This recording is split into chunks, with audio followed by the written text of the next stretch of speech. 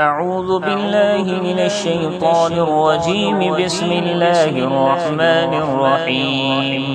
ياسين والقرآن الحكيم إنك لمن المرسلين على صراط مستقيم تنزيل العزيز الرحيم لتنذر قوما ما أنذر آباؤهم فهم غافلون. لقد حق القول على أكثرهم فهم لا يؤمنون.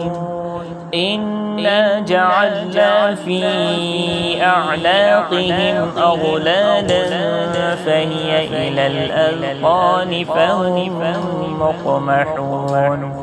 وجعلنا من بين أيديهم سدا ومن خلفهم سدا فأغشيناهم فهم لا يبصرون. وسواء عليهم أأنذرتهم أم لم تنذرهم لا يؤمنون.